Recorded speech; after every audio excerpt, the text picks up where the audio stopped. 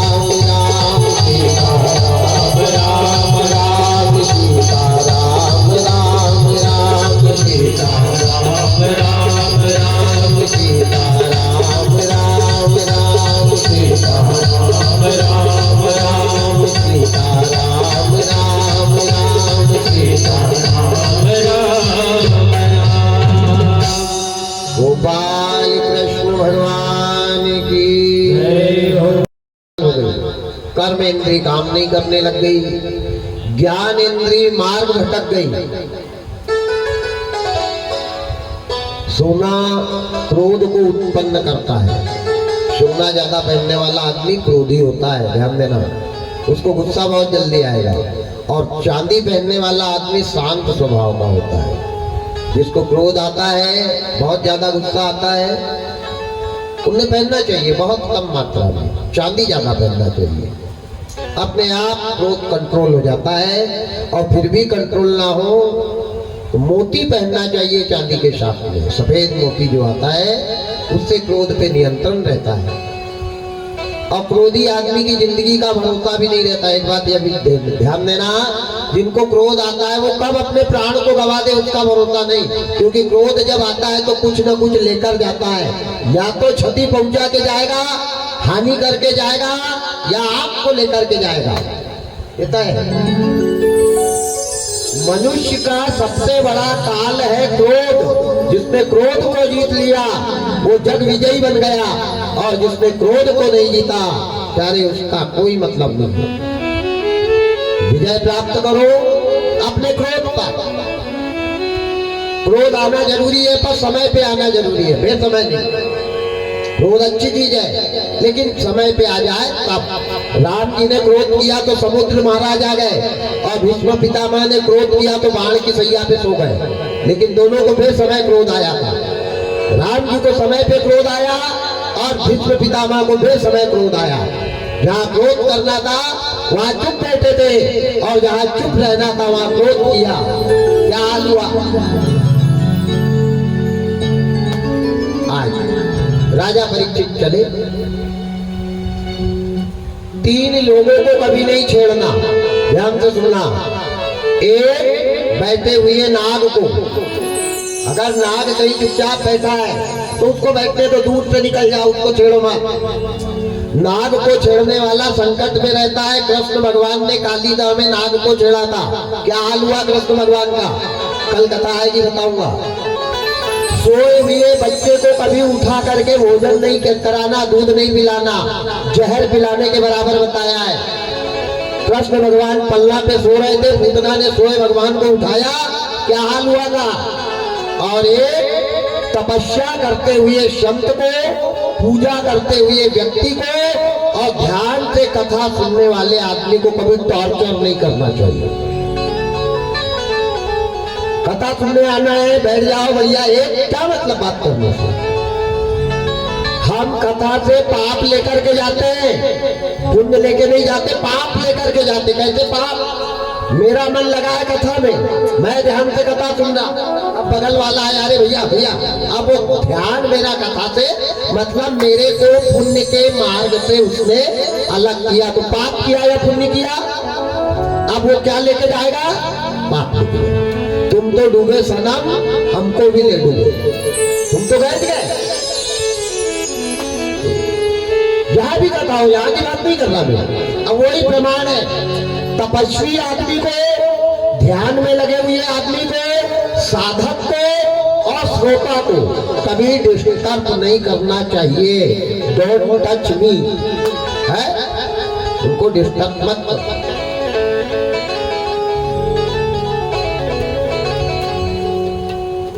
राजा परीक्षित ने सोने का मुकुट धारण किया और स्वर्णमयी मुकुट में काल आकर के बैठ गया। अब चले राजा, चलते चलते अनीति करने लग गए, अधर्म करने लग गए, विकारिक नजरों से संतों को देखने लग गए, महात्माओं को देखने लग गए, ऋषि मुनि के यज्ञ विध्वंस करने लग गए।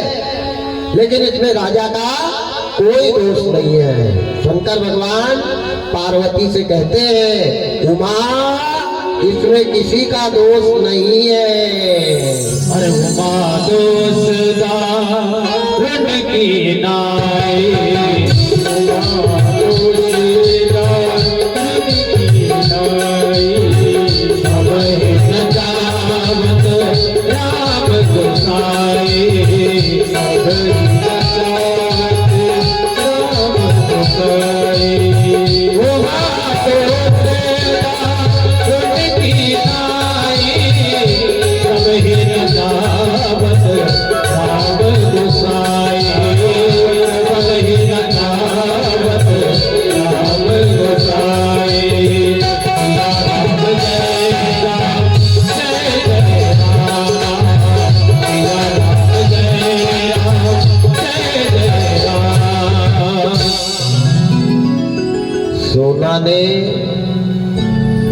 हराम कर दिया है। सोना ने सोना हराम कर दिया। राजा परीक्षित को चैन नहीं आ रहा है, नींद नहीं आ रही। काल बैठा है माथे पे, सोना काल है, सोना सोने को मोहताज हो जाता है। आज परमात्मा चलते चलते कौतकी नदी के तट पे गए। कौतकी नदी के तट पे श्रमिक ऋषि का आश्रम था। मैंने दोपहर में बताया, प्रेम सागर में श्रमिक ऋषि नहीं लिखा है, प्रेम सागर में लोमस ऋषि लिखा है। लेकिन जिनके मन में शंका हो, शंका निकाल देना, वो लोमस ऋषि नहीं थे, वो श्रमिक ऋषि थे। भागवत में नाम आया है श्रमिक ऋषि का। तो श्रमिक ऋषि तपस्या कर रहे थे, तप कर रहे थे, जाप कर रहे थे। इनके एक पुत्र थे जिनका नाम था श्रृंगी ऋषि। श्रृंगी ऋषि ने अपने पिताजी के पूजन की, यज्ञ की, योग की जितनी भी जो भी सामग्री थी एकत्रित कर दी। पिताजी तप कर रहे हैं, जप कर रहे हैं, ध्यान कर रहे हैं, योग लगा रहे हैं और श्रमिक ऋषि को तपस्या में लगने दिया। उनके बेटे श्रृंगी ऋषि ने सोचा, भगवान पास में ही गंगा जी है, मैं जाकर के गंगा स्नान करके आ जाता हूं। अब पिताजी का तो पूरा काम मैंने कर दिया। तो श्रृंगी ऋषि का चला जाना कहाँ, स्नान करने के लिए, और श्रमिक ऋषि का लग जाना तप करने के लिए। इतने में श्रृंगी का जाना और श्रमिक का तप करना और वही राजा परीक्षित का आना। तपस्या कर रहे थे महात्मा जी। परीक्षित ने सोचा, ढोंगी कहीं का, मैं क्या खाने को मंग रहा हूं, मेरे को देख करके आंखें बंद कर ली। जब काल खोपड़ी पे बैठा रहता है तो अच्छा काम भी हमको बुरा दिखता है। बाबा लिखते हैं, जब आदमी के विनाश, चींटी का जब मौत आती है तो पंख फूट जाते हैं, चींटियों के भी पंख फूट जाते हैं। ऐसे ही काल मौत को निमंत्रण दे रहा है। कब देता है? बाबा लिखते हैं, जागो प्रभु दारुण दुख दे, जागो प्रभु दारुण दुख दे, ताकि मती कहे हरे दे, ताकि मती कहे हरे दे। जागो प्रभु दारुण दुख दे, जागो प्रभु दारुण दुख दे, ताकि मती कहे हरे दे, ताकि मती कहे हरे दे। या राम जय राम जय जय राम, या राम जय राम जय जय राम, या राम जय राम जय जय राम, या राम जय राम जय जय राम। विनाश काले विनाशता का समय आ गया।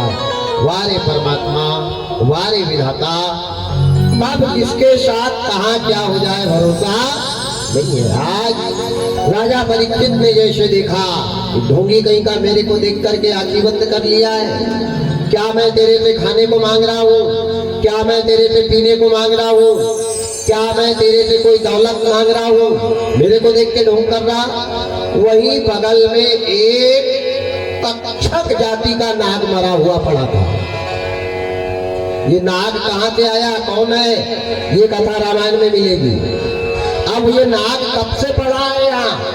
ये वही नाग है जो शरद पूर्णिमा, कोजागिरी पूर्णिमा के दिन सप्त ऋषि गंगा जी के तट पे रबड़ी अवतारे थे और एक बाज ये नाग को लेकर के खाने के लिए जा रहा था और ऊपर से ये बाज से दूसरा बाज छीनने के लिए जब दौड़ा तो दोनों लड़ते लड़ते ये नाग को छोड़ दिया था। दोनों बाज ने जैसे छोड़ा तो वो ऊपर से आकर के कहाँ गिरा था, संतों की रबड़ी में, और वो रबड़ी में गिरते हुए नाग को मेंढक ने देखा था।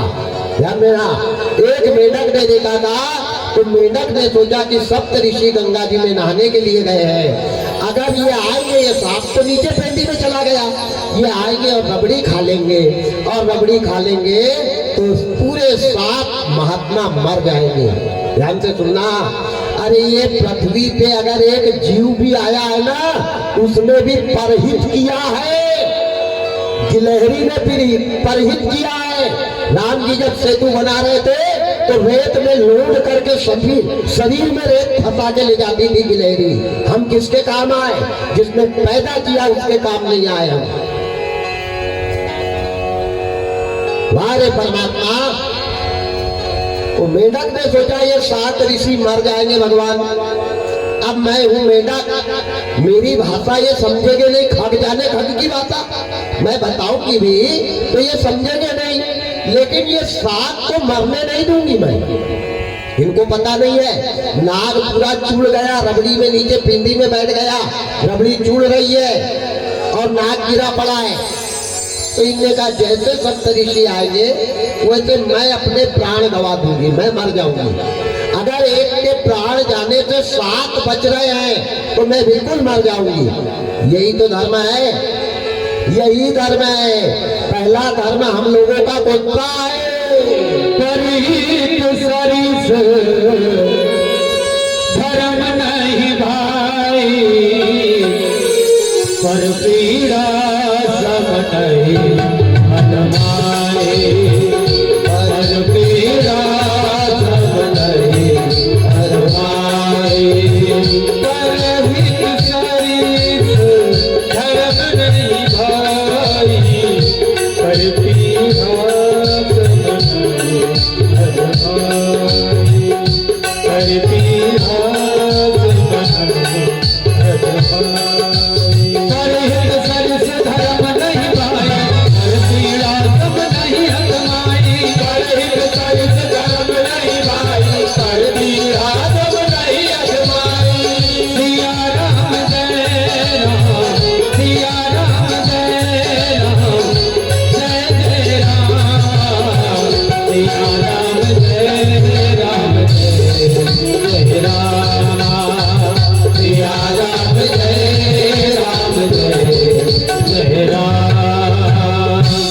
सबसे बड़ा धर्म क्या है? किसी के काम आए। आज मेढक और ये गधा उन लोगों ने सुनना जो भाई के काम नहीं आया, जो समाज के काम नहीं आया, जो गांव के काम नहीं आया, जो भगवान के काम नहीं आया। इनने तो वो मेढक से अकल लेना चाहिए, कथा से नहीं, मेढक से। हमसे एक मेढक अच्छी है प्यारे। मेढक ने अपने मन में निर्णय कर लिया कि आज मर जाऊंगी लेकिन ये महात्मा जी को नहीं मरने दूंगी। संत जी आए, रात के 12 बज गए। चंद्रमा जब आसमान पे, मध्य आसमान पे अमृत की झड़ी लगा रहा था, उस समय महात्मा जी आए। महात्मा सातों के सातों आकर के रबड़ी के गंजे के पास खड़े होकर के देख रहे कि रबड़ी तैयार हुई कि नहीं। एक तुलसी पत्र लिया और गंगा जी को भोग लगा दिया। जैसे भोग लगा करके आए, रबड़ी निकालने लगे। मेढक कूदते कूदते आई और खौलती हुई रबड़ी में कूद गई। जैसे रबड़ी में कूदी, बेचारी पूरी जल गई, इतनी बड़ी जीभ निकाल ली, पूरे चारों हाथ पैर लंबे कर दिए और ऊपर रबड़ी में तैरने लगी। संतों ने कहा छी छी छी, राम राम राम राम राम, अब इसको कौन खाएगा? अपना तो पूरी रबड़ी का आइटम ही बेकार हो गया। तो संतों ने वो मेढक को निकाली और निकाल के एक तरफ फेंक दी। और सातों संतों ने वो गंजा को मानस दर्पण भाग 1 राम किंकर जी उपाध्याय, उसमें ये कथा आई है। पुस्तक का नाम भी बता रहा हूं मैं, मानस दर्पण भाग 1, जिसके लेखक है राम किंकर जी उपाध्याय, बॉम्बे प्रेस। अब सातों संतों ने गंजा उठाया और गंजा उठाकर ले जाकर गंगा जी में डालने लगे कि इसको अब कौन खाएगा भाई? अपने जैसा रहे तो दही में गिरा वाला चूहा फेंकने पर दही को नहीं फेंके, उसको भी खा जाया है। कई लोग तो चाय में मक्खी गिर जाती तो हुगली निकाल के फेंक दिए और फिर अटक जाएंगे उसमें। राम राम राम। तो अच्छा हुआ वो पी नहीं रही है, नहीं वो मक्खी को भी निचोड़ ले कि उसका भी नहीं जाना चाहिए। क्या है?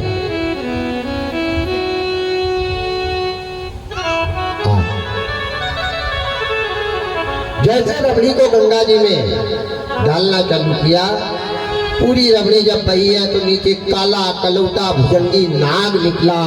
जैसे संतों ने देखा गंगा फेंक के भाग, इनका बाप रे बाप, इसमें तो नाग है। एक ने कहा भैया जिंदा ही है। अरे बोले इतनी रबड़ी खोल रही थी, वो कहाँ का जिंदा होगा, चलो चल के देखे।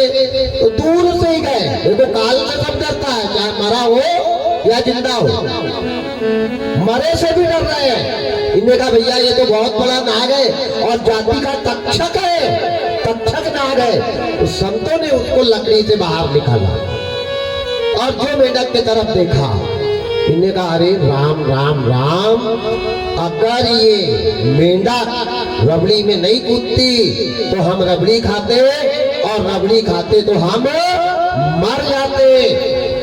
और ये अमृत वाली रबड़ी में नाग गिरा है, ये नाग को वरदान दिया कि तू अमृत में गिरा है संतों के, जा। जैसे ये त्रेता युग खत्म होगा, द्वापर आएगा, तो द्वापर में तू यही गंगा के तट पे, कौतकी के तट पे रहना, मरा पड़ा रहना। संत की रबड़ी में आने से तेरी मौत हुई है तो संत के गले में जाने से तू जिंदा भी होगा। ये श्राप और वरदान संतों ने दिया है। ये वही तक्षक नाग है जो उस जन्म का पड़ा हुआ है, यहाँ हड्डी का ढांचा बन गया है, पूरी रीढ़ की हड्डी भर बची है, फिर भी जिंदा होगा। संत की वाणी कभी खाली नहीं जाती, याद रखना। और संतों ने, अब यहाँ से आगे की कथा रामायण की लग जाती है। संतों ने वो मेंढक को जिंदा किया है, जिंदा करके कन्या बनाकर वो मेंढक का नाम मंदोदरी रखा है। लोग कहते हैं सुकेतु दैत्य की बेटी है मंदोदरी। अरे राम राम राम राम राम, सुकेतु दैत्य को संतों ने वर के रूप में दी थी। और क्यों दी थी? क्योंकि संतों की लंगोट को दांत से धोने के कारण ये कन्या गर्भवती हो गई थी और इसको सुकेतु दैत्य को दान दिया था। और यही कन्या सुकेतु के यहाँ के रावण लेकर के जाता है, और रास्ते में जब परीक्षा होती है ना, तो इसी के गर्भ से अंगद का जन्म होता है। अंगद गाली का बेटा नहीं है, याद रखना। अंगद मंदोदरी का बेटा है। अंगद कह जाऊं मैं पारा, जिये संशय का चुलौटा तुम्हारा।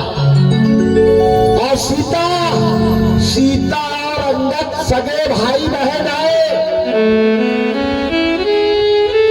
रामायण को पढ़ो तो, और रामायण एक ही नहीं है। यहाँ तो एक रामायण पढ़ ली तो तिलक लगा के बैठ गए। रामायण एक नहीं है, रामायण शतकोटि अपारा, 100 रामायण है, जिसमें से 48 रामायण तो हमारे पास है, बाकी रामायण मिल नहीं रही है। 100 रामायण है।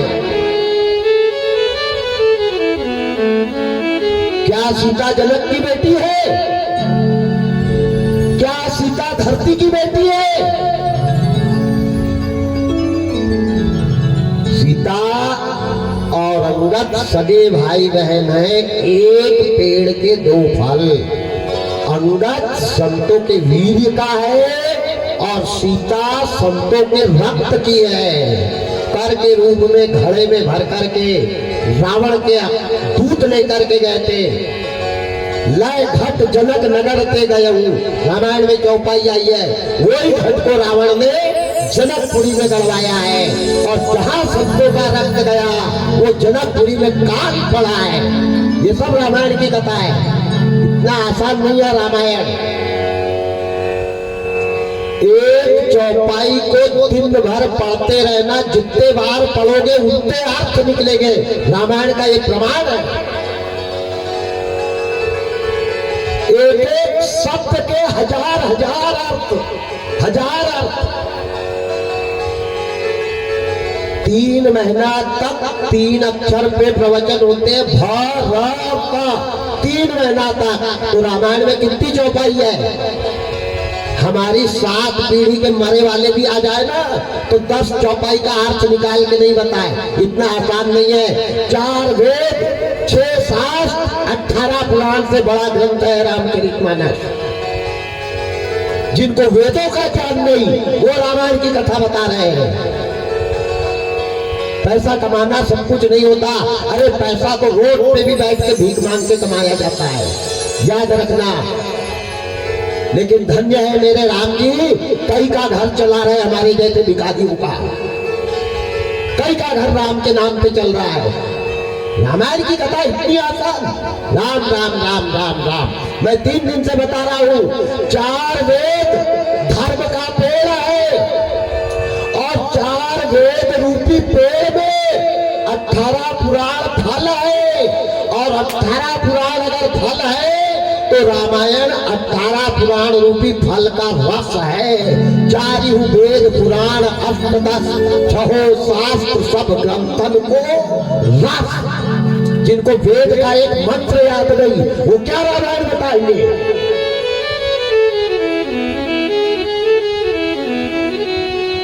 वारे परमात्मा, वेदों की पढ़ाई करना पड़ता है रामायण को बताने के पहले। 4 वेद कंठस्थ होना अपनी तो औकात नहीं है, ये धर्म है। बस अब क्या करो, अंधेर नगरी चौपट राजा, टका शेर भागी टका शेर खाजा।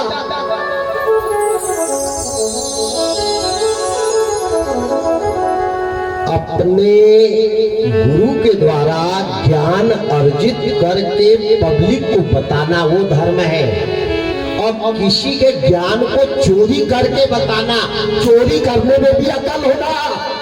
नहीं पता चले अगला अगर गलत लिख रहा है और हम नकल कर रहे हैं तो हम भी उसके बराबर गलत कर रहे हैं। तो नकल करने में भी अकल होना, बिना अकल के नकल भी नहीं होती है। नहीं पता चले सामने वाले का पेपर देख देख के हम लिख रहे हैं और पता चले आगे वाला 0 सन्नाटा ले रहा है, ले तू भी जा। नकलची को बहुत ज्यादा अकल होना चाहिए, तो नकल करना, नहीं किसी की नकल नहीं करना कभी, कोई भी काम हो। मैं रामायण की बात नहीं कर रहा हूँ, नकल के लिए अकल जरूरी है। और मूर्खों को अकल आ जाए, अरे राम राम राम राम। शूर्पणखा लक्ष्मण जी की धर्म पत्नी है। लक्ष्मण की पत्नी का नाम शूर्पणखा है।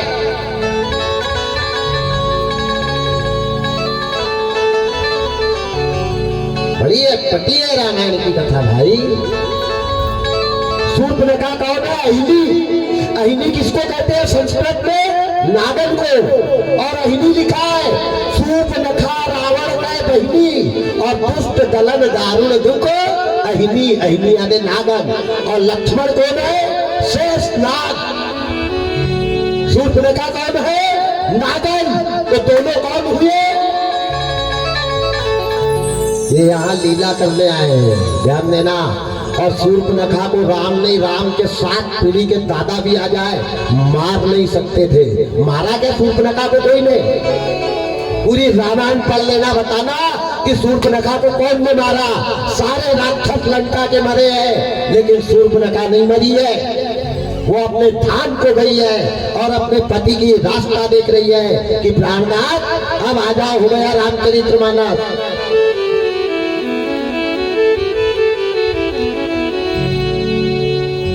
बड़ी अनन्य लीलाएं हैं, इतना आसान नहीं है प्रवचन कर देना। प्रवचन और वक्ता से श्रोता बड़े होते हैं। यहाँ जो बैठे ना, हमारे अंदर जितना ज्ञान नहीं है इससे 4 गुना ज्यादा ज्ञान वाले यहाँ बैठे हैं। अगर वक्ता के कान पकड़ ले तो हिलने नहीं दे, ऐसे ऐसे श्रोता होते हैं। वक्ता से श्रोता बड़ा होता है, ध्यान देना। तो हर कहीं हर चीज को लागू नहीं करना चाहिए। अपनी कथा पे अपन क्या करना, जिसको जो लगे करे, जो करेगा वो भरेगा।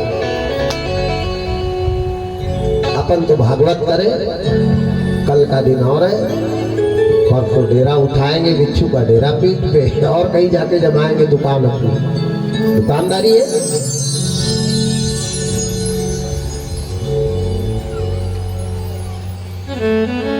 ये तक्षक नाग है। तक्षक नाग कौन है, कहाँ से आया, कब का है, ये मैंने आपको आज बताया। अभी तक इतनी भी भागवत भी कहीं नहीं बताया, लेकिन आज प्रेरणा माँ सरस्वती ने दे दी तो बता दिया। ये वो तक्षक नाग है। अब इसको आशीर्वाद है कि तू संत की रबड़ी में गिरने से मरा है तो संत के गले में जाने से जिंदा होगा। ये विधि का विधान पहले से लिखा वाला है। उमा दोष दारुण की नाही, सबही नचावत राम गोसाई। राजा परीक्षित जी आए, शब्द जी को देखा तपस्या करते हुए, जैसे देखा ढोंगी कहीं का, मेरे को देख करके आंखें बंद कर लिया है, शर्म नहीं आ रही, क्या खाने को मांग रहा हूँ, क्या पीने को मांग रहा हूँ। ये राजा परीक्षित नहीं कर रहा है, वो काल करवा रहा है। कर्म गति तारी ना करे, कोई लाख करे चतुराई, कर्म का लेख मिटे ना रे भाई। इनने कहा अगर सही में भगवान की पूजा में मन लगा होगा तो चुपचाप रहेगा, और ढोंग कर रहा होगा तो बाप रे करके अभी तो भक्ता है, मैं ये मरा वाला नाग इसके गले में डालूंगा। मेरे को देख के ढोंग कर रहा है। देखो, पूजा करने वाले, कथा सुनने वाले, जप करने वाले, एकाग्र आसन लगाकर बैठे वाले को कभी नहीं छेड़ना चाहिए। सावधान इंडिया। नाग लिया और नाग लेकर के राजा परीक्षित ने श्रमिक ऋषि के गले में डाल दिया। अब वो तो तपस्या करते, अजपा जाप कर रहे थे। ओहम सोहम को उठा के इंगला पिंगला के माध्यम से असनुमा को जैसे चढ़ाया तो त्रिकुट पर्वत से भंवर गुफा, और भंवर गुफा से अनहद में प्राणों को ले गया था। ये अजपा जाप बिना जीभ हिलाए श्वास श्वास में जाप करके यहाँ के प्राण को यहाँ ले जाकर बैठा ले, उसको कहते हैं अजपा जाप। अजपा जाप करने वाले को शेर भी आकर के खा ले तो वो मरता नहीं है, क्योंकि उसके प्राण ब्रह्मांड में चले जाते हैं। योग, जिसको योग कहा गया है आजकल, वो अजपा जाप है। वेदों की भाषा में अजपा कहा गया है। आज अजपा में मग्न थे। राजा परीक्षित ने मरा हुआ तक्षक नाग श्रमिक ऋषि के गले में डाला। उसी समय पत्रिका आश्रम की तरफ से नारद जी चलते हुए आ रहे थे। क्या कहते नारद जी आ रहे हैं? बाबा लिखते, एक बार कर तल कर वीणा, एक बार कर तल कर वीणा, गावै हरि गुण गान प्रवीणा, गावै हरि गुण गान प्रवीणा। एक बार कर तल कर वीणा, एक बार कर वीणा, गावै हरि गुण गान प्रवीणा, गावै हरि गुण गान प्रवीणा। सिया राम जय राम, जय जय राम, सिया राम जय राम, जय जय राम, सिया राम जय राम, जय जय राम, सिया राम जय राम, जय जय राम। एक बार कर तल कर वीणा, और गावै हरि गुण गान।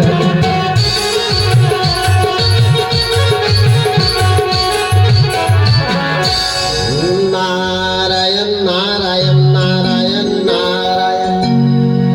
परीक्षित का श्रमिक के गले में नाग डालना और नारद जी का आना। परीक्षित जाने लगे। नारद जी ने देख लिया कि परीक्षित ने मरा वाला नाग श्रमिक ऋषि के गले में डाला। यहाँ कोई नहीं है। चारों तरफ देखा, कोई नहीं दिखा।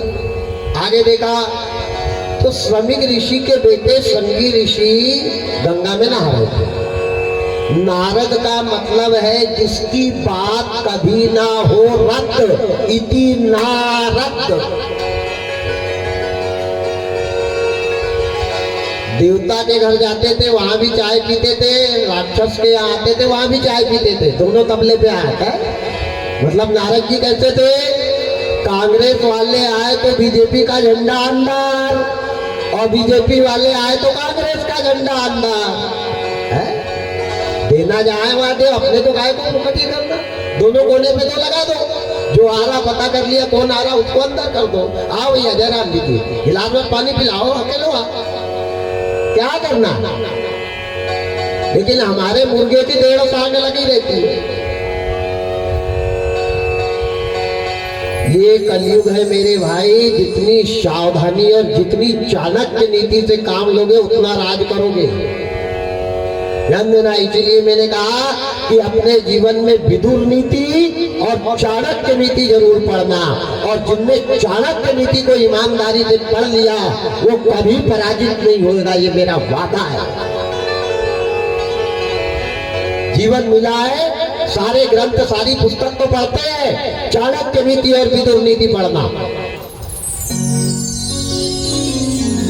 एक भैया वहां पीछे चले जाओ, पीछे कुछ बुजुर्ग लोग बैठे हैं, उनको बहुत वो बच्चे डिस्टर्ब कर रहे हैं, बहुत हल्ला कर रहे हैं और उनको सुनने में दिक्कत पैदा कर रहे हैं। तो एक युवा हमारा कार्यकर्ता कोई भी चला जाए और वो पूरी बानर सेना को एक एक करके वहां से अलग करे। पीछे कुछ बुजुर्ग गणमान्य बैठे हैं, हाँ इनको अलग करो, सबको दूर दूर दूर। बोल गोपाल कृष्ण भगवान की जय हो। अच्छे से बैठो, अच्छे बच्चे हो आप लोग, हल्ला करते हो बताओ। दादाजी लोग बैठे हैं पीछे, वो बेचारे परेशान हो रहे हैं, हल्ला नहीं करना चाहिए। गोपाल कृष्ण भगवान की जय हो। आज परमात्मा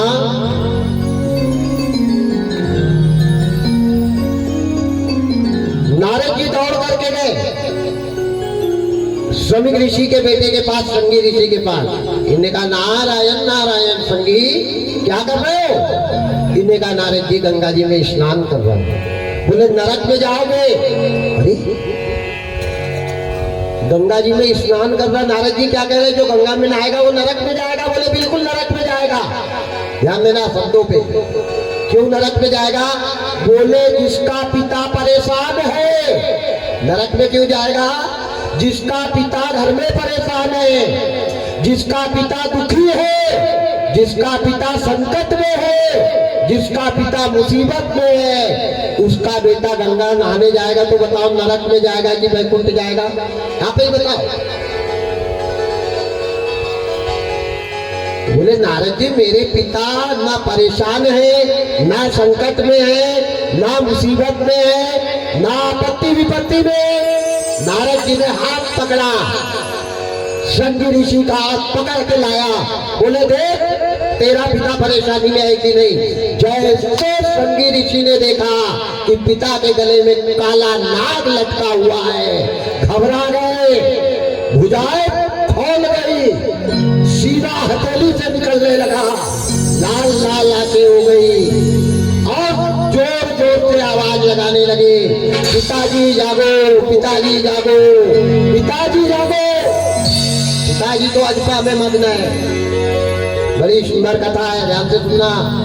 जिसके माता पिता घर में परेशान है, जिसका बड़ा भाई परेशान है और उसका बेटा अगर यज्ञ करवा रहा है, भंडारा करवा रहा है, तो वो अवश्य नरक में जाएगा। अगर यज्ञ भंडारा का फल प्राप्त करना चाहते हो तो पहले माँ बाप को घर में प्रसन्न करो, तब भंडारा करना। नहीं भंडारा करने से वैकुंठ नहीं मिलता है, याद रखना।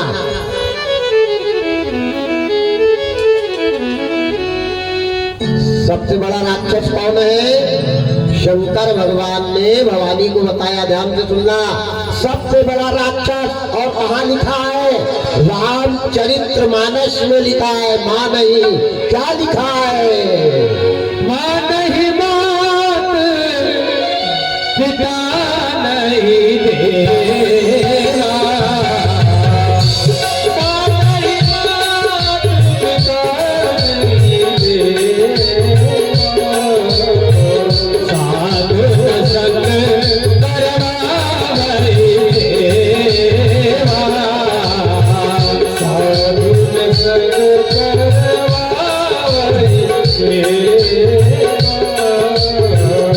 जिनके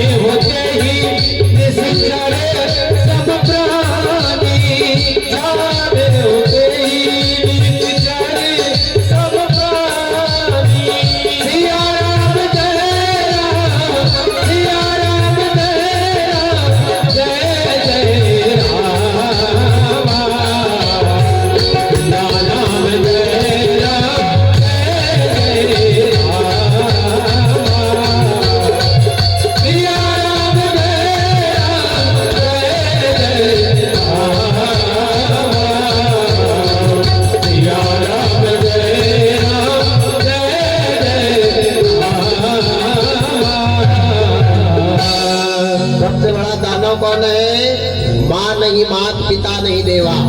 जो माता पिता बुजुर्गों का कहना नहीं मानता हो, माँ नहीं, मात पिता नहीं देवा, साधुन संग करवावे सेवा।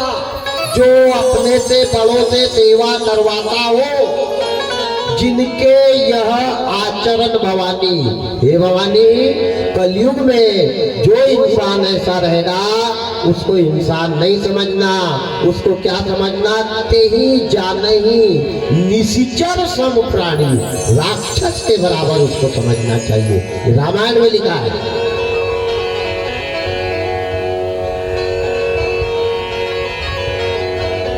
तो बोरदई बाजार जाएंगे तो बाप को काम बता दे जाएंगे, पेड़ पर बैल बंधा है, ला लेना और एक गट्टा घास भी ले आता, मैं लेता हूँ जरा। वाह वाह वाह, क्या बात है। अरे शर्म आ जाती बोलती वक्त, शर्म आ जाती बोलती वक्त। पिता को पुत्र उपदेश दे रहा है, मोटर चालू कर लेना, मेरा भरोसा नहीं, लेट भी हो सकता हूँ, ससुराल जा रहा हूँ। वाह,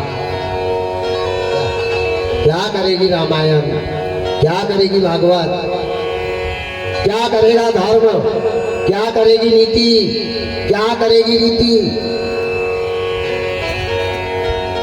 वारे परमात्मा, वारे विधाता। श्रृंगी ऋषि आए, जैसे पिता को संकट में देखा, मुसीबत में देखा, प्रताड़ित देखा, परेशान देखा। पिता के गले में काला नाग कौन अधर्मी ने किया है, मैं नहीं छोड़ूंगा। नारंगी खड़े, श्रमिक ऋषि गए, श्रमिक ऋषि के पास श्रृंगी ऋषि गए और लकड़ी से मरा वाला नाग निकाला और लकड़ी पे नाग को लटका के रखा। कमंडल से श्रृंगी ऋषि ने जल निकाला, जल निकाल कर अभिमंत्रित किया। काल मृत्यु हरणम सर्व व्याधा विनाशनम विष्णु पादोदक पीत्वा पुनर्जन्म न विद्यते। ओ अधर्मी, ओ पापी, तूने मेरे पिता के गले में मरा नाग डाला, जा, तेरे को ये नाग 7 दिन में जिंदा होकर के दंश करेगा, जिससे तेरी आत्मा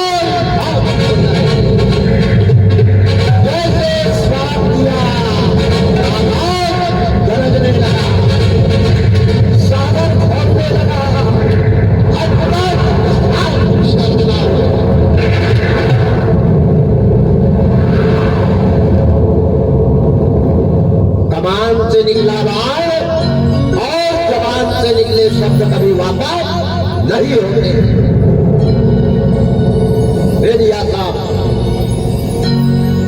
इतने में श्रमिक ऋषि जाके जब इतना कौतूहल मचा, आकाश गरजना, धरती हिलना, सागर खोलना, जैसे कौतूहल मचा, उस श्रृंगी ऋषि की तपस्या खुली। जो देखा,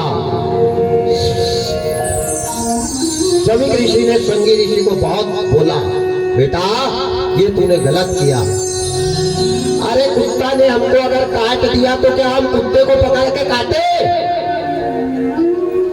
मान लो कुत्ता ने हमारे पैर में काट लिया तो हम उसको पकड़ के उसको काटे क्या? ये कुत्ते में और हमारे में क्या फर्क है? और ये राजा परीक्षित ने नहीं किया है। श्रमिक ऋषि कह रहे, राजा परीक्षित धर्म निरपेक्ष राजा थे बेटा, तूने ये क्या किया? इस भारत देश में राजा परीक्षित जैसा राजा ना मिला है ना मिलेगा। इतने सज्जन राजा थे, पर करवाया किसने? पल से पल में क्या हो जाए। बड़ा सुंदर किसी ने कहा है, क्या कहा है? अरे पल से पल में क्या हो जाए, पता नहीं तकदीर का।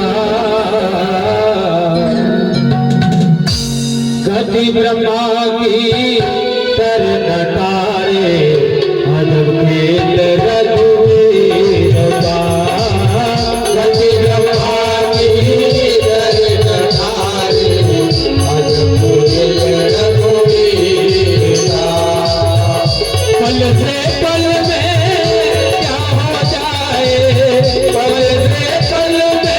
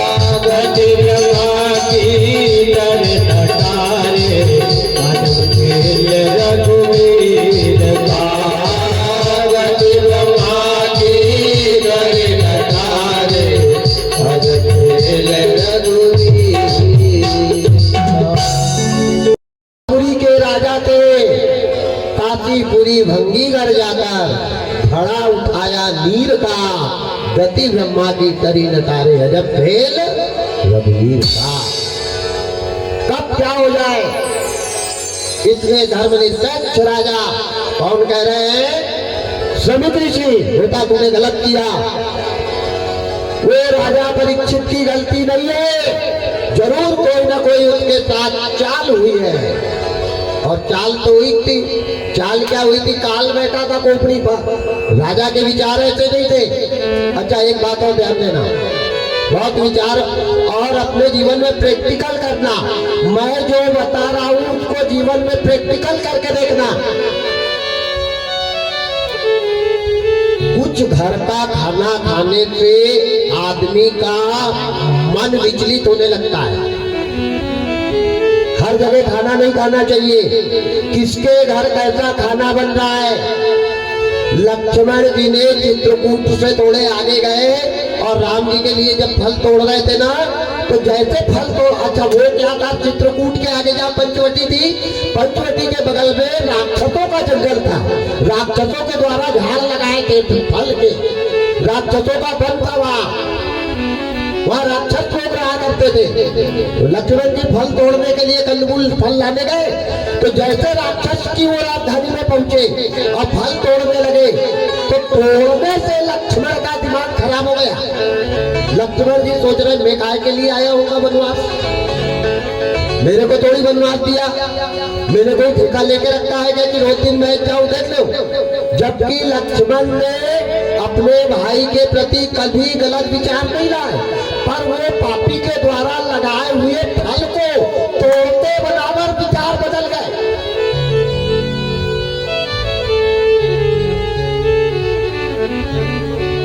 मेरी पत्नी घर पे रास्ता देख रही होगी, आज तो भैया से जाकर के मैं कहूंगा और मैं चला जाऊंगा वापिस अयोध्या।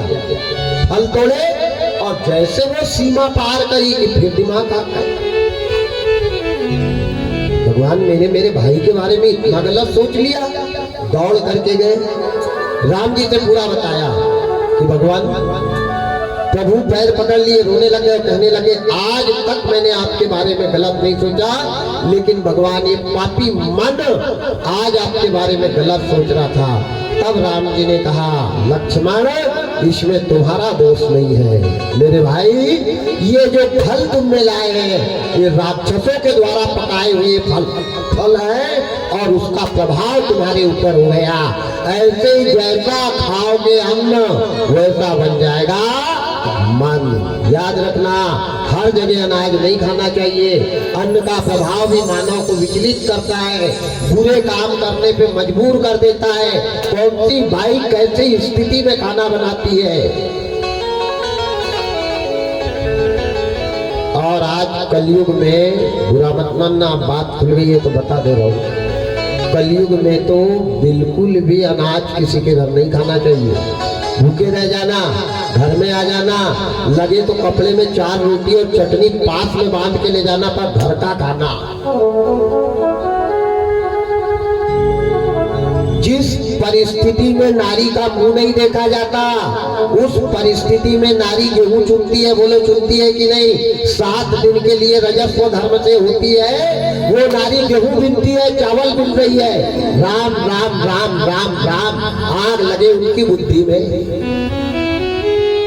कहाँ घर में है ऐसी बाई खेत में जाके गेहूं काट रही है। ईमानदारी से बताओ, आज खाने वाले की बुद्धि खराब नहीं होगी तो क्या बुद्धि का विकास होगा?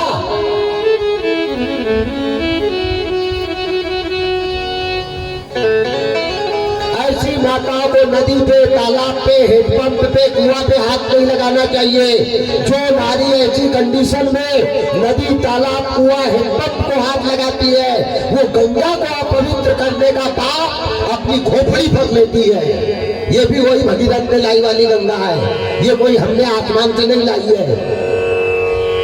मानो तो ये पीछे टाके में गंगा ही है, और नहीं तो फिर बहता पानी तो आई है।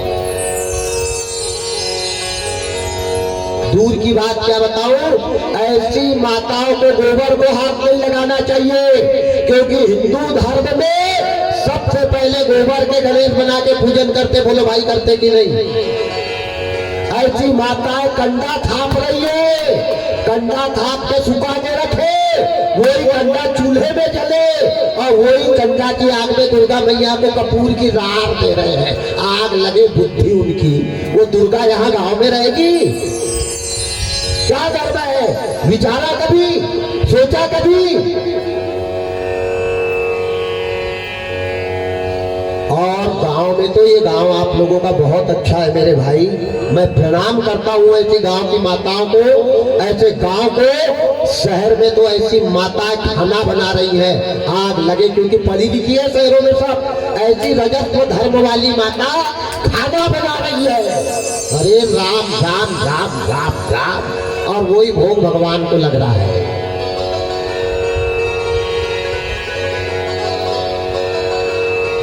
क्या करोगे? बोरी वाले को ले आओ, नहीं बोरा वाले को ले आओ, चिल्लाए नहीं, गला फाड़ दे, परिवर्तन होने वाला नहीं है। ऐसे विचार करना पड़ेगा। इसलिए संत ब्राह्मण लोग ज्यादा जगह अन्न नहीं खाते, हमको लगता है कि कहीं खाते नहीं। ये कारण है, किसके घर कैसा बना है, किसके घर कैसा अन्न आया है, किसके घर कैसा कमाया वाला आया है, मन पे प्रभाव पड़ता है। संतों ने चोरी करना चालू कर दिया था, राक्षसों ने कुआं खोदा था और वहां एक बाल्टी चोरी के धन से ला करके बांध दी थी, और वो बाल्टी से पानी खींच के संतों ने पिया, संत चोरी करने लग गए थे। इस बात का प्रमाण उपनिषद है, ध्यान देना। मेरा निवेदन है, स्वच्छता। शास्त्र में कहा है कि कलयुग में जीता जागता देवता सूर्य नारायण है। ऐसी माताओं को सूरज निकलने के पहले अपने नित्य क्रिया से निवृत्ति पाके बंद कमरे में रहना चाहिए, दूसरे से खाना मांग के खाना चाहिए, दूसरे से पानी, और तो और चेहरा नहीं दिखाना चाहिए। 3 दिन नहीं, 7 दिन तक, 3 दिन नहीं। यहाँ तो कोई दिन में रोटी बन रही है, पराठा खाओ और जाओ ड्यूटी। आग लगे उनकी बुद्धि में। राम राम राम राम राम राम राम। चेहरा देखना भी नरक में जाने के बराबर है, क्या बताऊं मैं। जब तक हमारा धर्म नहीं सुधरेगा, जब तक हमारी संस्कृति नहीं सुधरेगी, जब तक हमारे कर्म नहीं सुधरेंगे, तब तक कल्याण होने वाला नहीं है। आज पूरे घर वालों का दिमाग खराब है, क्योंकि ऐसी उत्पत्ति हो रही है, ऐसा अन्न आ रहा है।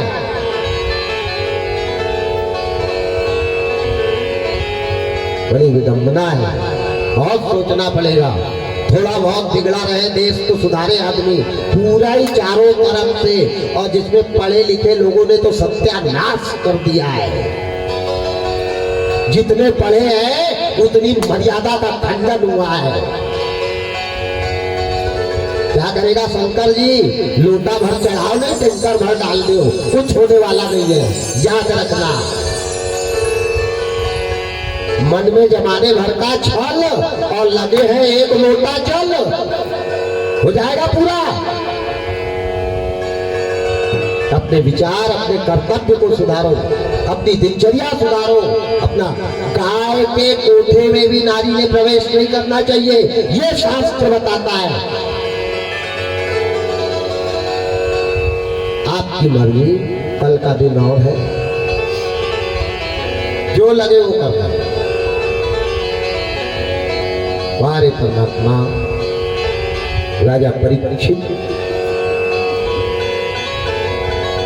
को जैसे श्राप दिया शंगी ऋषि ने, श्रमिक ऋषि ने अपने पुत्र को बहुत डांटा। देखो कितनी सुंदर कथा है। अगर बेटे ने गलती करी है तो भी बेटे को दबाना चाहे, वो गलत नहीं है, यहाँ गलत नहीं है। शंगी ऋषि गलत है क्या? लेकिन संत को क्रोध अच्छा नहीं लगता, क्रोधी संत अपना नाश करता है। ब्राह्मण को क्रोध अच्छा नहीं लगता, क्रोधी ब्राह्मण अपना नाश करवाता है। परशुराम जी बहुत क्रोधी थे, क्या हुआ? आखिर पे हाथ जोड़ना पड़ा, ध्यान देना। तो संत का आभूषण क्रोध नहीं है। संत कैसा होना चाहिए? पानी के जैसा। संत चरित शशि सरिस कपासु और संतर देह नवनीत समाना। संत का हृदय मक्खन, नवनीत कहते हैं मक्खन को, मक्खन के जैसे होना चाहिए। संत को क्रोध अच्छा नहीं लगता।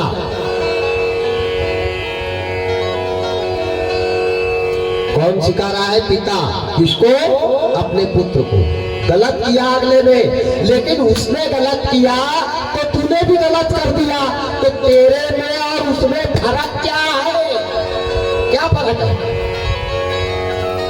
पिताजी के पैर पकड़ लिए, लेकिन निकले वाले शब्द वापस नहीं आ सकते।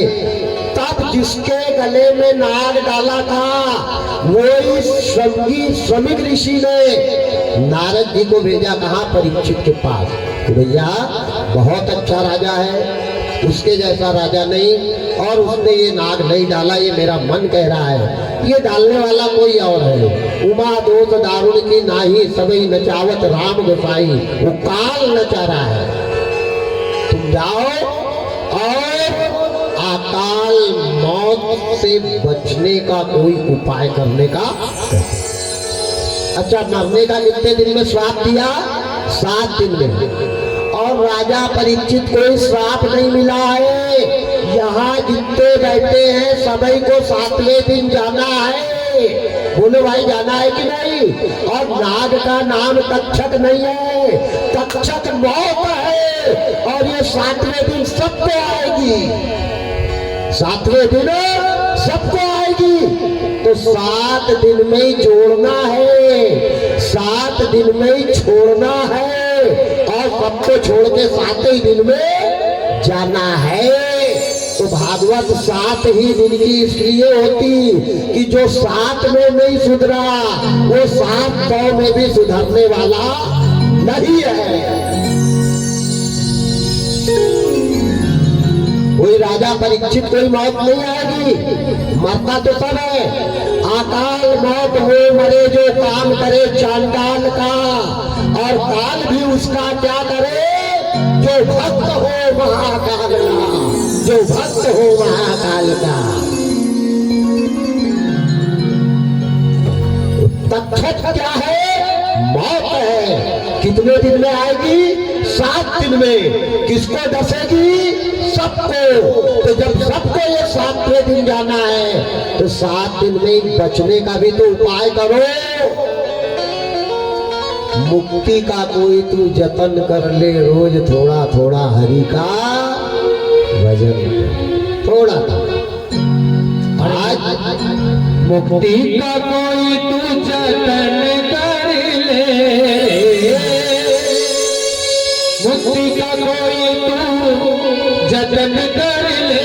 रोज थोड़ा थोड़ा हरि का भजन कर ले, रोज थोड़ा थोड़ा हरि का भजन कर ले, रोज थोड़ा थोड़ा हरि का भजन कर ले, रोज थोड़ा थोड़ा हरि का भजन कर ले। मुक्ति का कोई तू जतन कर ले,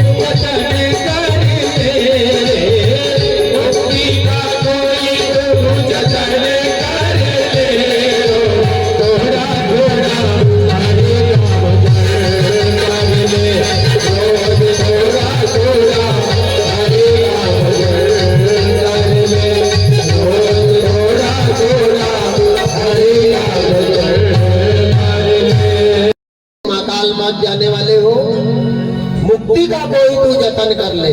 कहा संगत कर अच्छे लोगों की, दवा मिल जाएगी सभी रोगों की।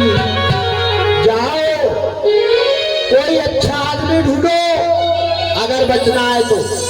नारद जी ने जाकर के बता दिया इस 7 दिन में तुम लोग को तक्षक नाग दंत करने वाला है, और बचने का कोई उपाय कर लो, बच नहीं पाओगे और अकाल मौत मरोगे। राजा परीक्षित को बड़ा बुरा लगा, सोने का मुकुट उतारा, जैसे उतार कर जमीन पर रखा तो राजा परीक्षित को सब याद आ गया कि मैंने संत जी के साथ गलत किया, बहुत गलत किया। अपनी गलती को स्वीकार करना, हमने गलती की है, मान जाओ कि हाँ मेरे से गलती हो गई। कोई गला थोड़ी काटेगा, भाई गलत हो गया तो हो गया, अब तेरे को जो लगे मारना है मार ले, काटना है काट डाल, हो गई गलती तो। लेकिन गलती की है तो दंड भी मिलेगा, ये भी तय है, गलत किया है तो दंड तो मिलेगा। नारद जी ने कहा तुम जाओ और जाकर के किसी संत की शरण में बैठ जाओ, केवल अकाल मौत से तुमको संत बचा सकते हैं। और संत कोई साधारण नहीं है, संत कौन बैठा है? सुखदेव जी, स्वयं विष्णु भगवान सुखदेव बन करके आए हैं राजा परीक्षित को बचाने के लिए। ध्यान देना, भक्त पे संकट बाद में आता है, तैयारी भगवान पहले बचाने की करते हैं। किसको? भक्त को। भगवान पहले आ गए, उनको मालूम था कि मेरा एक शिष्य इस खानदान में ऐसा आएगा जो अकारण श्राप पाएगा और मेरे को, मेरे भक्त को बचाना है। तो भक्त के आने के पहले ही भगवान आके नग्न होकर के सुखदेव जी के रूप में गंडकी के तट पर तपती हुई बालू पर बैठे। राजा परीक्षित ने अपनी पत्नी को बुलाया, दोनों बेटों को बुलाया और कह दिया, ध्यान देना, ये राजा परीक्षित ने ही नहीं किया, आपको भी करना पड़ेगा 65 के बाद।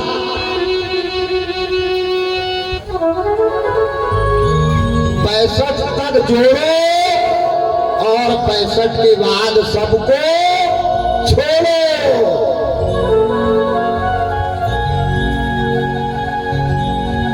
कुछ ना बिगड़ेगा तुम्हारा प्रभु शरण आने के बाद, हर खुशी मिल जाएगी चरणों में झुक जाने के बाद।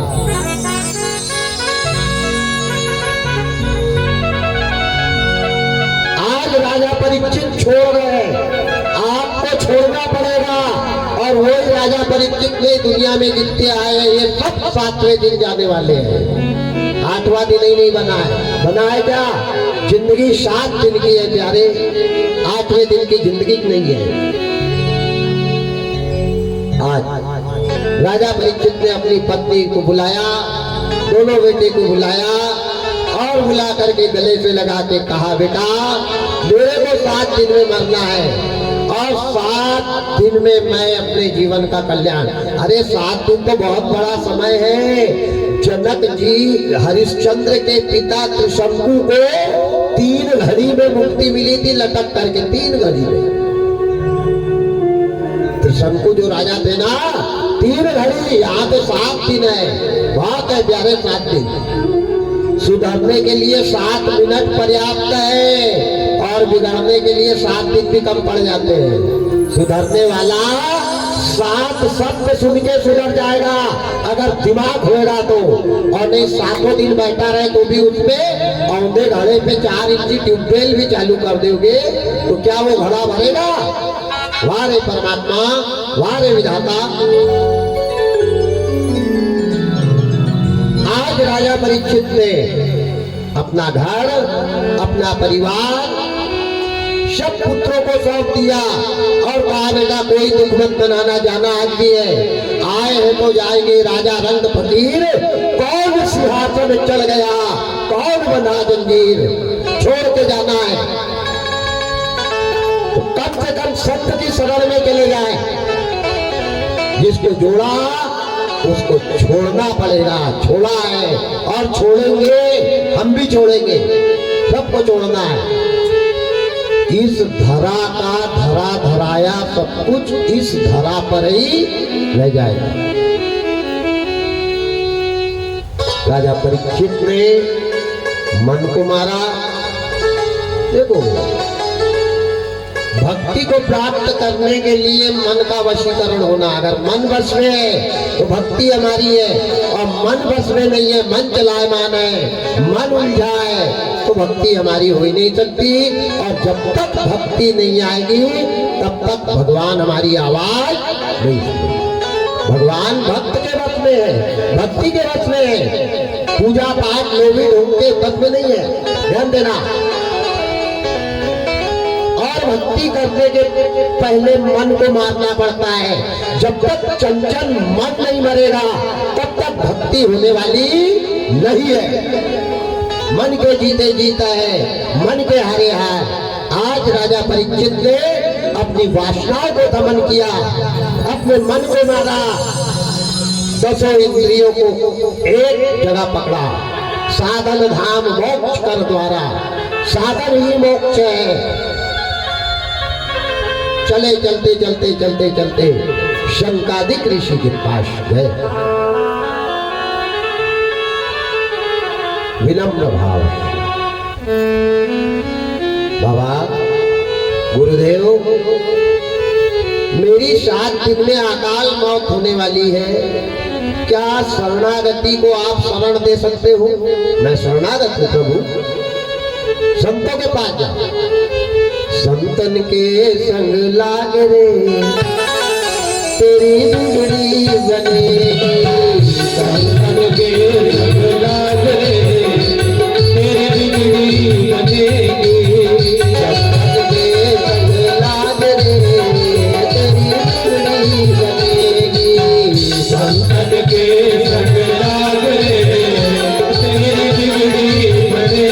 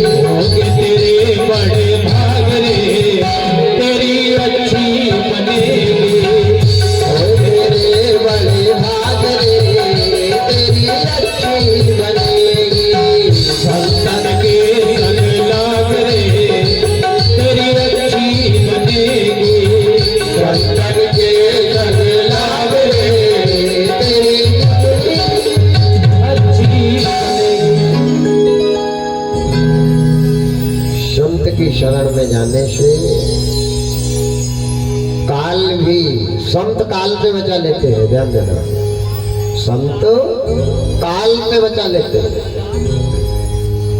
काल भी संत के पास आने में विचार करता है, क्योंकि भगवान भी संतों से डरते हैं। नारद बहुत बड़े संत हैं, भगवान से बड़े हैं, तभी तो भगवान को नारद जी ने श्राप दिया था ना भाई। नारद श्राप 3 12 कलप एक ते ही लगी अवतारा। नारद जी का श्राप था। तो संतों के श्राप से जब भगवान नहीं बच सकते तो संतों का काल भी बाल बाका नहीं कर सकता है। आज शंकादिक ऋषि के पास गए, बड़े विनम्र भाव, गुरुदेव मैं क्या करूं, गलती की है, गलती हो गई, फल मिलना चाहिए ये भी तय है। मेरे को मरने का गम नहीं है, मरना तो ही, आज जाएंगे तो भी जाएंगे, कल जाएंगे तो भी। डर इस बात का है कि मैं अकाल मौत मरूंगा, और अकाल मौत वो मरे जो काम करे चांडाल का, काल भी उसका क्या करे जो भक्त हो। कालम महाकाल कालम कपालम गुनागार संसार पारम न तो हम तुषाराद्य शंकाश गौरम गंभीरम मनोभूत कोटि प्रभासी शरीरम। संतों ने कहा भैया तुम एक काम करो, वेद व्यास जी महाराज के पुत्र शुकाचार्य जी, सुखदेव जी महाराज, सुखदेव, सुखदेव का मतलब आदमी दौलत से सुख नहीं देता है, सुख काय से दिया जाता है। दौलत से किसी को सुखी नहीं किया जाता, धन से किसी को सुखी नहीं किया जाता। तुलसी मीठे बचन ते सुख उपजत चहुओर, शब्दों से दुनिया को सुखी किया जाता है। ध्यान देना, ऐसे शब्द होना चाहिए।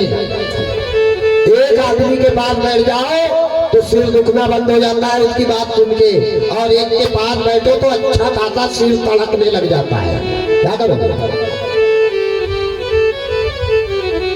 तो दुनिया को सुखी शब्दों से करो।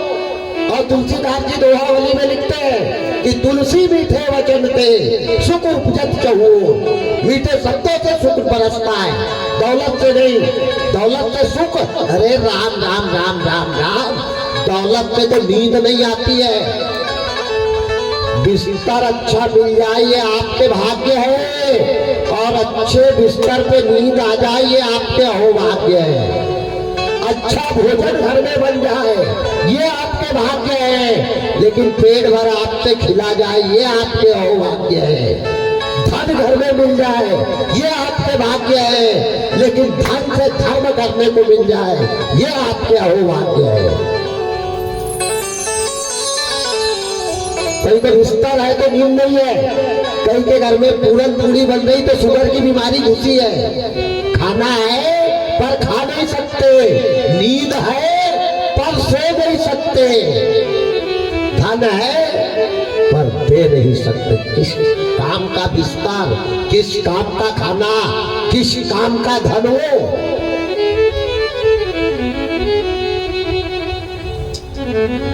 धन से धर्म नहीं खरीद सकते, इस बात पे ध्यान देना। और धर्म करने में अगर धन लग जाए तो समझना वो धर्म धर्म नहीं है, जहां धन लग रहा वो धर्म अधर्म है। धर्म में धन नहीं लग रहा है। धन किसको लग रहा है? टेंट वाले को। धन किसको लग रहा है? साउंड वाले को। धन किसको लग रहा है?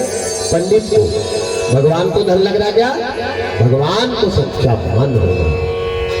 भगवान के पीछे ही इतना परिवार पल रहा है, लेकिन भगवान के काम में भगवान को धन लगे ये पॉसिबल नहीं है।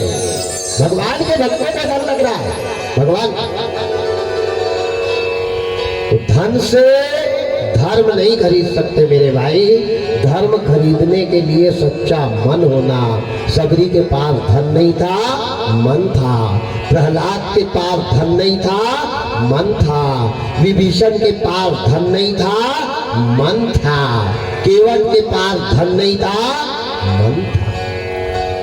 नरसिंह मेहता के पास धन नहीं था।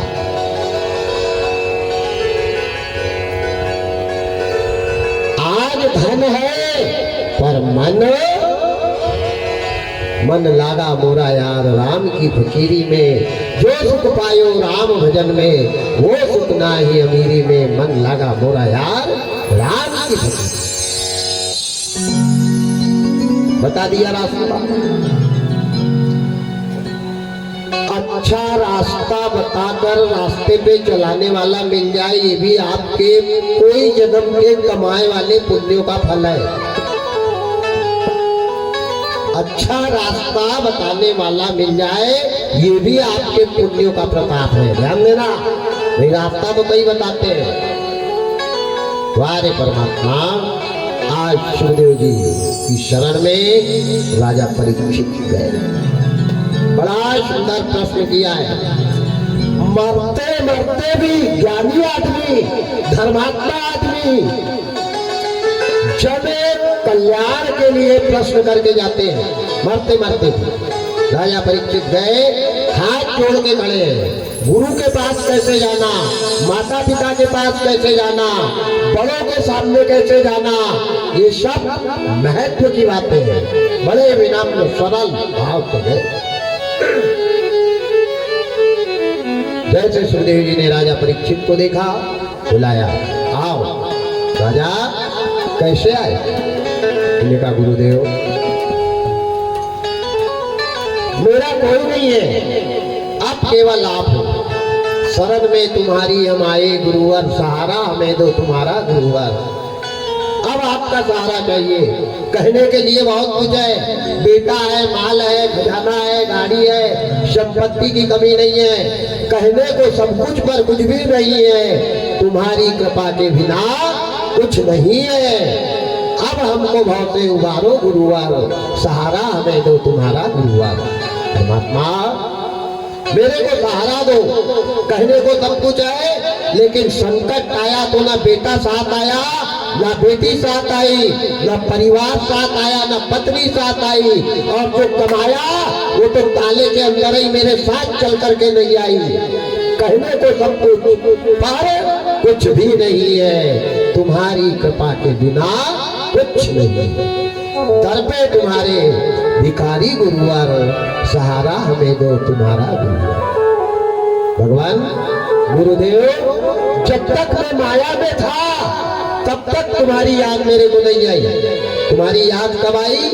भाव सिंधु में है फंसी मेरी नैया, किनारा दिखे ना है कोई खिवैया।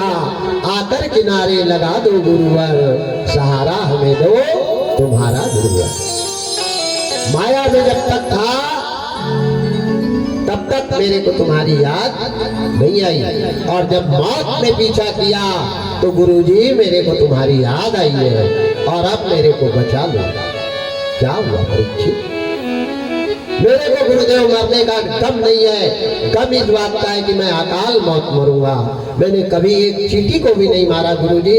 मैं संतों की सेवा करने जंगल में गया, लेकिन पाखंडी काल को भगाने के चक्कर में, गाय और धर्म की रक्षा करने के चक्कर में, अनजाने में काल को मैंने मेरे सोने में वास दे दिया, और सोने का मुकुट मेरे माथे पे था, और अनजाने में मैंने संत का अपमान, संत का तिरस्कार, संत का अनादर, संत का परित्याग कर दिया, और वही श्राप तो मैं लेकर के भटक रहा।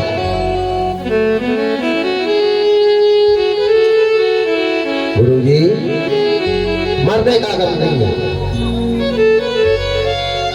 मरने वाले को क्या करना चाहिए गुरु महाराज, आप बताओ। देखो कितना बढ़िया प्रश्न किया। जन कल्याण के लिए कोई मरने वाला अकेला परीक्षित ही नहीं है। जो आए हैं सबको मरना है, तो सबके लिए प्रश्न किया कि मरने वाले को क्या करना चाहिए। क्या करना चाहिए? तो डेयरी फार्म खोल लेना चाहिए।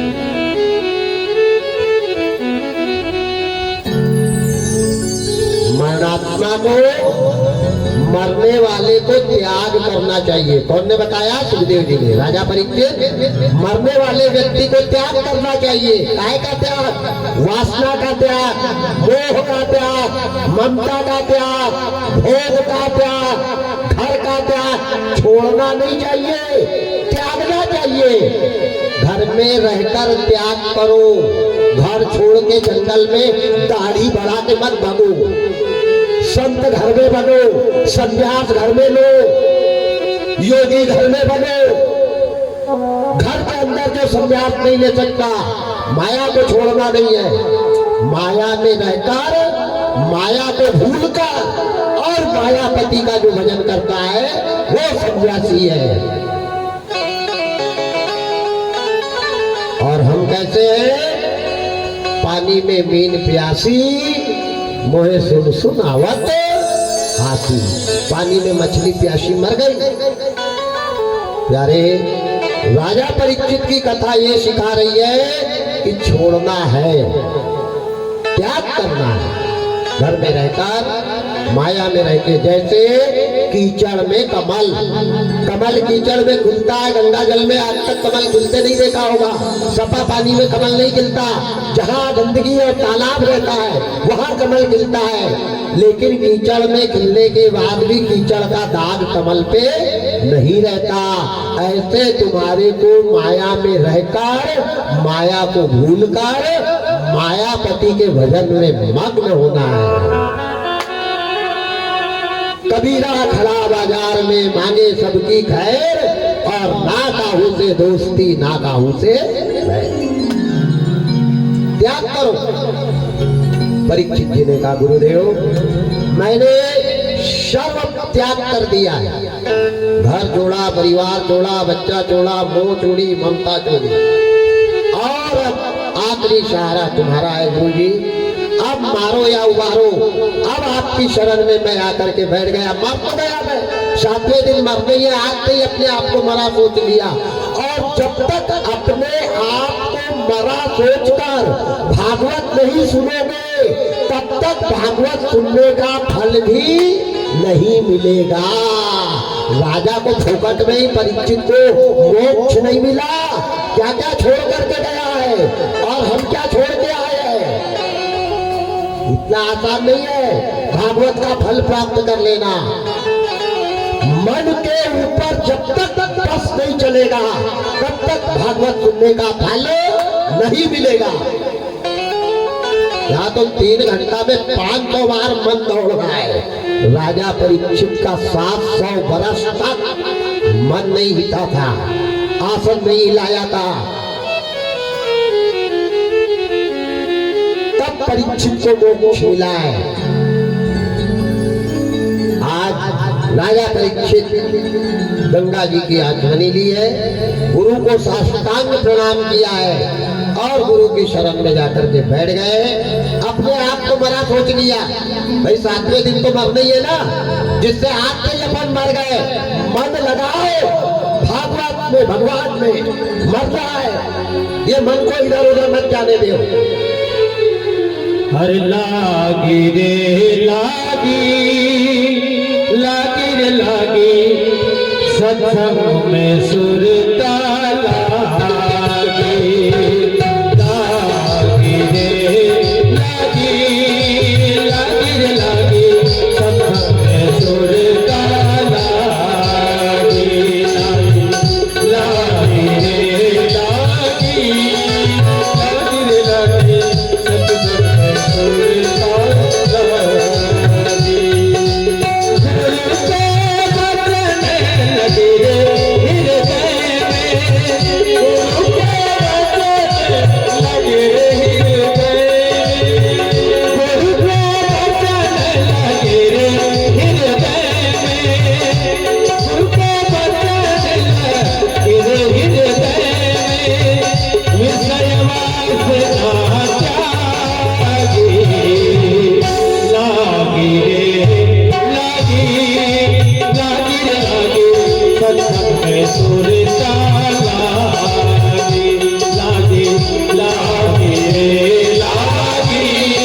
लागी रे लागी, सत्संग में सुरता लागी।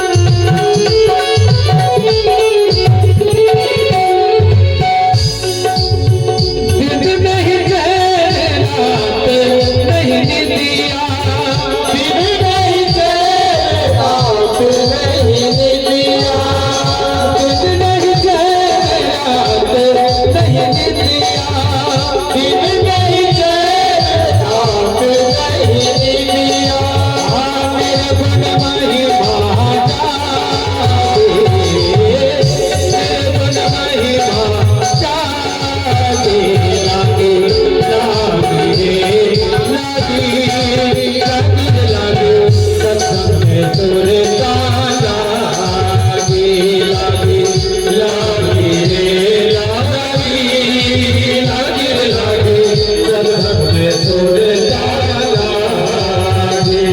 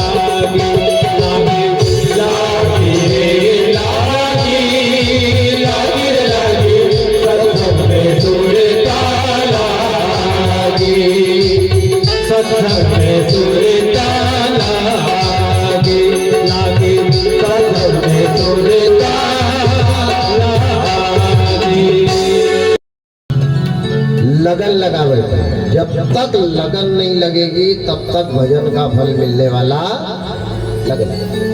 सुनता यानी ध्यान एकाग्र करना, लागी रे लागी सत्संग में सुनता लागी। और गुरु के जैसे शब्द पड़े हैं तो प्यारे अंधकार मिट गया, भगवान दिख रहे हैं। राजा अरे कथा सुनने वाला जितनी देर बैठा रहे अगर ईमानदारी से मन लगाए ना तो भगवान के दर्शन उसको नेत्र बंद करे तो अपने आप हो जाते प्यारे। आज अभी यही पर कब होंगे? ये आंखों से भगवान नहीं दिखते हैं, ये आंखों से माया दिखती है भगवान की। और जब ये आंखें बंद करके भगवान का ध्यान करो तो कन्हैया लाल गाय के साथ में खड़े दिखेंगे बांसुरी बजाते हुए। लेकिन कब तक? जब तक आपकी आंखें बंद रहेगी, जब तक सुनता लगेगी, उसका ध्यान जब तक करोगे तब तक वो रहेगा। और माया में ध्यान गया तो मायापति गाया, यही तो है और क्या है। भगवान के भक्त को कथा सुनते सुनते अगर भगवान के होने का आभास नहीं हुआ, कथा करने वाला बेकार है या कथा सुनने वाला बेकार है। भगवान का साक्षात्कार भगवती करवाती है, भागवत अवगत करवा दे जो वो भागवत। राजा परीक्षित बैठे, परीक्षित जी ने गुरुजी से दूसरा प्रश्न किया। कई लोग कहते हैं अपने से बड़ों से प्रश्न नहीं करना चाहिए। अरे बड़ों से नहीं करेंगे तो क्या भैंसी चराने वाले से प्रश्न करेंगे? है ज्ञानी आदमी से प्रश्न नहीं करेंगे तो क्या भैंसी चराने वाले से करेंगे? क्या करना चाहिए। ये राजा परीक्षित की कथा बता रही है। राजा परीक्षित, लेकिन प्रश्न कैसा करना, ये अकल होना तो करना। कई लोग उटपटांग प्रश्न करते, महाराज वो हनुमान सुरसा के मुंह में घुसा था तो गदा कहाँ रख दी थी, तो तू काहे को गदा घोड़ा को ढूंढ रहा है? देखो क्या करना है उसकी अदा गदा से। प्रश्न ऐसा करो जिसमें हमारा कल्याण हो। कई पूछते रावण के दादा का क्या नाम था, क्यों जन्म पत्रिका बनाएगा क्या? तेरे पूछ ले तेरे परदादा का क्या नाम है, तो हमको तो मालूम नहीं, तो हम दूसरे का क्या बताएंगे? बिना फालतू के प्रश्न अपना टाइम पास और बुद्धि खराब करना। प्रश्न ऐसा करो जिससे हमारा कल्याण हो और बताने वाले का भी ज्ञान का मंजन हो। जितना मंजन होता है उतनी सफेदी दांतों में आती है। प्रश्न ऐसा हो करना चाहिए।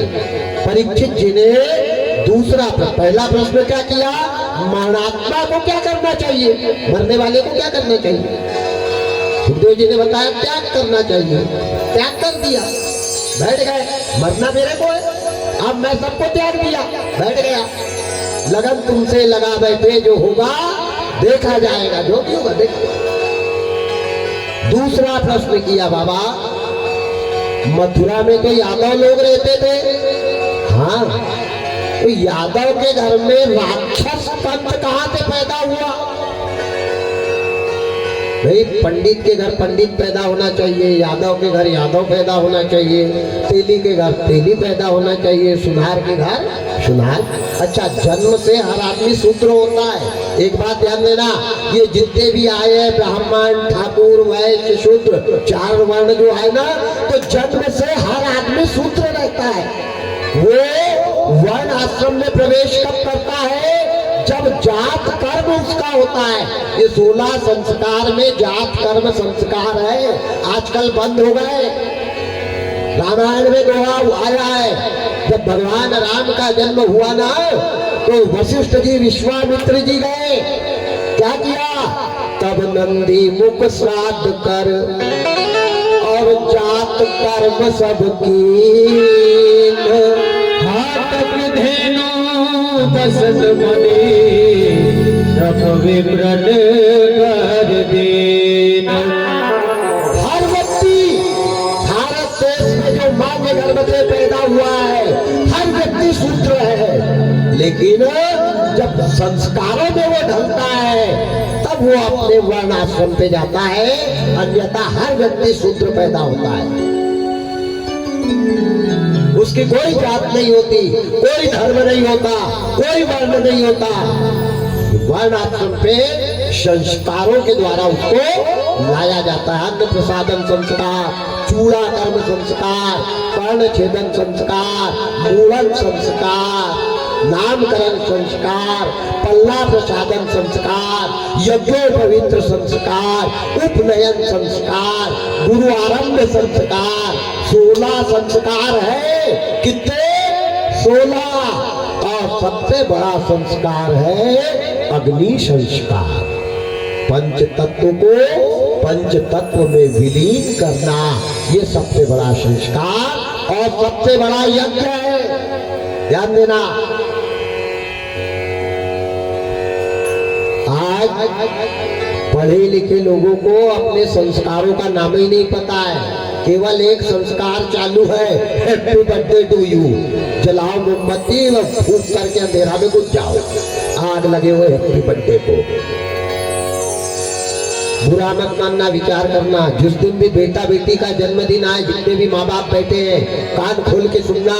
उस दिन भगवान के मंदिर में जाके कम से कम 5 मिनट रोना। बेटा बेटी के जन्मदिन पे माँ बाप ने खुश नहीं होना चाहिए, रोना चाहिए। या तो गुब्बारा फोड़ रहे हैं, सेलिब्रेट कर रहे हैं, आग लगे उस सेलिब्रेट को। हाँ, जो भी है सेलिब्रेट है। क्या है? माता पिता को बेटा बेटी के जन्मदिन के दिन भगवान के पास जाके रोना चाहिए। क्यों रोना चाहिए? कि भगवान, मेरे बेटा की 1 साल की उम्र मेरे सामने बर्बाद हो गई, बेटा की उम्र कम होते जा रही है, बताओ, बाप के सामने बेटा की उम्र कम हो रही, ये खुशी का अवसर है या दुख का अवसर है? हम खुशी मना रहे हैं, इसीलिए बाप के कंधे पे बेटा मरगड़ जा रहा है, नाती का 10वां दादा खा रहा है। जहां दुख मनाना चाहिए वहां रो रहे हैं, और जहां रोना चाहिए वहां दुख मना रहे हैं। माता पिता के सामने औलाद की उम्र घट रही है और वो हैप्पी बर्थडे कर रहे हैं, पता नहीं कहां से आके घुसा है वो हैप्पी बर्थडे। भगवान से प्रार्थना करना, भगवान मेरे बेटे के जीवन के 10 साल खत्म हो गए, आज से 11वां चालू हो रहा है और ये 11वां भी खत्म हो जाएगा। वो दिन मत आने देना कि मेरा बच्चा मेरे कंधे पे जाए। प्रभु इतनी कृपा करना कि मैं मेरे बेटे के कंधे पे मरघट जाऊं। मेरे बच्चे को सुखी रखना, 1 साल इसका बहुत अच्छे से निकालना, ऐसा भगवान से प्रार्थना करना चाहिए। ये हमारा सनातन धर्म है, ये हमारे संस्कार हैं। ध्यान देना, ये हैप्पी बर्थडे हमारा संस्कार नहीं है। हम अपने संस्कारों पे ओझल होते जा रहे हैं और गर्व से कह रहे हैं हम हिंदू हैं। काय के हिंदू हैं? क्या हिंदू की परिभाषा है? क्या है हमारे पास? न माथे पे तिलक है, न खोपड़ी पे एंटीना है, और हिंदू वही है। क्या पंडित तुमने ठेका लिया है एंटीना रखने का? क्या धर्म है हमारा? जब तक हमारे धर्म को नहीं पहचानेंगे, जब तक हमारे कर्म पूरे नहीं होंगे, कुछ होने वाला नहीं है, याद रखना। बड़ा सुंदर राजा परीक्षित ने प्रश्न किया है, बाबा यादव के घर तो यादव आना था, ये यादव के घर राक्षस बच्चा कैसे आया? बोले राक्षस बच्चा आया नहीं, राक्षस बच्चा लाया गया। माँ चाहे, जितनी भी माताएं बैठी है ध्यान से सुनना, माँ चाहे तो अपने बेटे को प्रहलाद बना दे और माँ चाहे तो अपने बेटे को रावण बना दे। राक्षस के बच्चे को संत का संग पाकर के हिरण्यकश्यप की पत्नी कयाधु ने प्रहलाद बना दिया। किसको? राक्षस के बच्चे को। और ब्राह्मण का बच्चा संगत पाकर के माँ की और राक्षस बन गया। आदमी की जात नहीं होती है राक्षस, आदमी कर्म से राक्षस और कर्म से ब्राह्मण बनता है। ब्रह्म जानामि तो ब्राह्मण। यहाँ राक्षस का बच्चा देवताओं में नाम आया जिसका प्रहलाद, और ब्राह्मण का बच्चा राक्षसों में नाम आया जिसका रावण, राक्षस राज रावण। ध्यान देना, यहाँ पर कर्म प्रधान है, तभी तुलसी बाबा लिखते हैं कर्म प्रधान विश्व करि राखा, जो रस करहि सो तस फल चाखा। कर्म प्रधान विश्व करि राखा, जो रस करहि सो तस फल चाखा। कर्म प्रधान विश्व करि राखा, जो रस करहि सो तस फल चाखा। सिया राम जय राम, जय जय राम। सिया राम जय राम, जय जय राम। सिया राम जय राम, जय जय राम। सिया राम जय राम, जय जय राम। कर्म प्रधान है। और छोटा सा देखो, कारीगर अच्छा हो तो एक ही मिट्टी के खपरा भी बन जाते हैं, वही मिट्टी की ईटा भी बन जाती है, वही मिट्टी की सुरही भी बन जाती है, और वही मिट्टी की दुर्गा जी भी बन जाती है। मिट्टी एक ही गड्ढे की है, अलग अलग कलाकार को दी, तो एक ने ईटा बना दी, एक ने खपरा बना दिए, एक ने दुर्गा बना दी। तो जिनने दुर्गा बनाई उसके पास हम खोपड़ी झुका रहे हैं, झुका रहे। तो इसमें कारीगर की कलाकारी है, एक को खबरा बनाते आया, एक को ईटा बनाते आया, एक को दुर्गा बनाते आया। वैसे ही बच्चे को ये कारीगर बैठे हैं इधर, ये प्लाट ईटा बैठा ना, इसमें कारीगर बनाना क्या है बच्चे को। जो बच्चा 9 महीना तक ये स्कूल में नहीं सुधरा, वो दुनिया के कोई स्कूल में सुधरने वाला नहीं है। बच्चे को यहाँ अच्छा बनाओ। गर्भवती माता जैसा खाती है अन्न, वैसा बच्चे का बनता है मन। गर्भवती माता जैसा पीती है पानी, वैसी बच्चे की निकलती है वाणी। गर्भवती माता जैसा देखती है चित्र, वैसा बच्चे का बनता है चरित्र। गर्भवती माता जैसा करती है संग, वैसा बच्चे पे चढ़ता है रंग।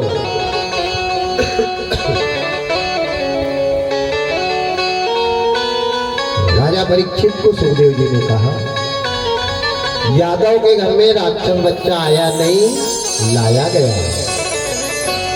बाबा, यादव के घर बच्चा राक्षस का लाया गया? बोले हाँ। किसने लाया, कब लाया, कहां से लाया, कैसे लाया? इनने कहा 11 बजे जा रहे हैं, कल 1 बजे के बाद कहां से आया, कैसे आया? कल कंस का जन्म, देवकी का विवाह और कृष्ण का जन्म।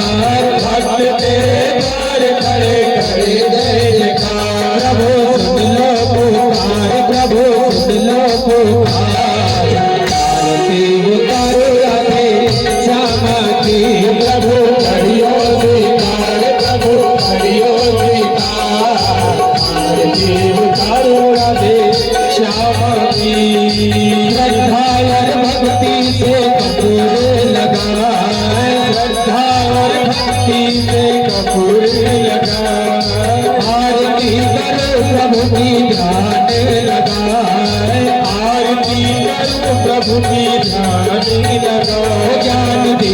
बुझियार ज्ञान दीपक बुझियार आरती उतारो राधे श्याम की प्रभु करियो स्वीकार प्रभु करियो स्वीकार आरती उतारो राधे श्याम की ओ प्रभु करियो स्वीकार प्रभु करियो स्वीकार आरती उतारो राधे श्याम की प्रभु करियो स्वीकार प्रभु करियो स्वीकार आरती उतारो राधे श्याम की कर्पूर गौरम राम नाम संसार सारम मुझे प्रहार सदा वसंत मर्याद में अवा भवाने दैवत नमान मतार माला निकाल पाए कृपाल माला सबसे कराए व्यास कराए सतगुरम भराए नमः शिवाय नमः शिवाय त्वमेव माता पिता त्वमेव त्वमेव भरतो सदा त्वमेव त्वमेव मे शरणं त्वमेव त्वमेव सर्वं त्वमेव देव अहेर माता पितृदेव बुद्धात्मनावा प्रतिरताः करोमि यज्ञं सकलं परस्मै नारायणो मे समर्पयामि अच्युतं केशवं रामनारायणं दामोदरं वासुदेवं श्रीधरं माधवं गोपिकावल्लभं जानकीनायकं रामचन्द्रं हरे राम राम राम हरे हरे हरे कृष्ण